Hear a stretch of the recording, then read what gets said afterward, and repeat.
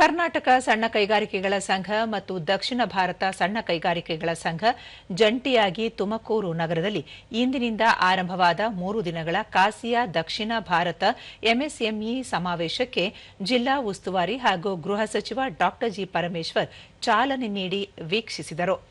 ಈ ವೇಳೆ HAL, Bosch ಸೇರಿದಂತೆ ಹಲವು ಕೈಗಾರಿಕಾ ಸಂಸ್ಥೆಗಳು ತಮ್ಮ ಉತ್ಪನ್ನಗಳನ್ನು ಪ್ರದರ್ಶಿಸಿದವು. ಈ ಸಂದರ್ಭದಲ್ಲಿ ಶಾಸಕ ಜಿಬಿ ಜ್ಯೋತಿ ಗಣೇಶ್, ಕಾಸಿಯಾ ಅಧ್ಯಕ್ಷ ಬಿಆರ್ ಗಣೇಶ್, ಕಾರ್ಯದರ್ಶಿ ಎಸ್ಎಂ ಹುಸೇನ್, ತುಮಕೂರು ವಿಶ್ವವಿದ್ಯಾಲಯದ ಕುಲಪತಿ ಪ್ರೊಫೆಸರ್ ಎಂ ವೆಂಕಟೇಶ್ವರಲು ಮತ್ತಿತರರು ಉಪಸ್ಥಿತರಿದ್ದರು.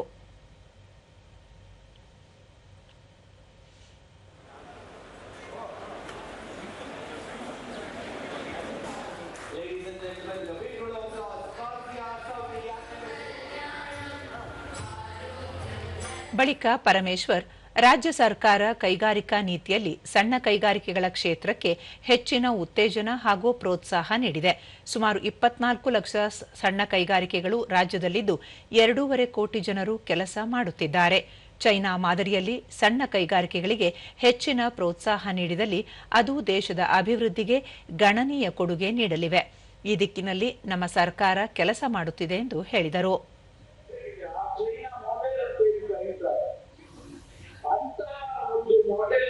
ನಮ್ಮ ದೇಶದಲ್ಲಿ ಸಣ್ಣ ಕೈಗಾರಿಕೆಗಳಿಗೆ ಹೆಚ್ಚು ಪ್ರೋತ್ಸಾಹ ಕೊಟ್ಟಿದೆ. ಆದರೆ ದೊಡ್ಡ ದೊಡ್ಡ ಕೈಗಾರಿಕೆಗಳು ಕೂಡ ಬೆಳೆಯುತ್ತಿವೆ ಅನ್ನೋದನ್ನ ನಂಬಿದವರು ನಾನು.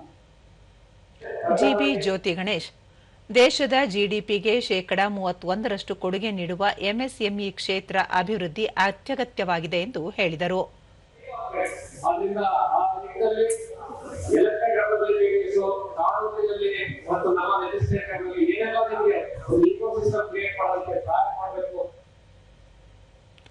ದೂರದರ್ಶನದೊಂದಿಗೆ ಕಾಸಿಯಾ ಅಧ್ಯಕ್ಷ ಬಿಆರ್ ಗಣೇಶ್, ರಾಜ್ಯದ ಹಲವು ಕೈಗಾರಿಕಾ ಸಂಸ್ಥೆಗಳು ಭಾಗವಹಿಸಿವೆ. ಪ್ರದರ್ಶನದಿಂದ ಪ್ರಚಾರ ಹಾಗೂ ರಫ್ತು ಉತ್ತೇಜನ ದೊರೆಯಲಿದೆ ಎಂದು ಹೇಳಿದರು. ಕರ್ನಾಟಕ ಅಲ್ಲದೆ ಎಲ್ಲ ನಮ್ಮ ಸೌತ್ ಇಂಡಿಯಾದಲ್ಲಿ ಕೂಡ ಈ ಐಟಮ್ಗಳೆಲ್ಲ ಇಲ್ಲಿ ಬರ್ತಾ ಇದ್ದಾವೆ, ಅವರು ಕೂಡ ಭಾಗವಹಿಸಿದ್ದಾರೆ.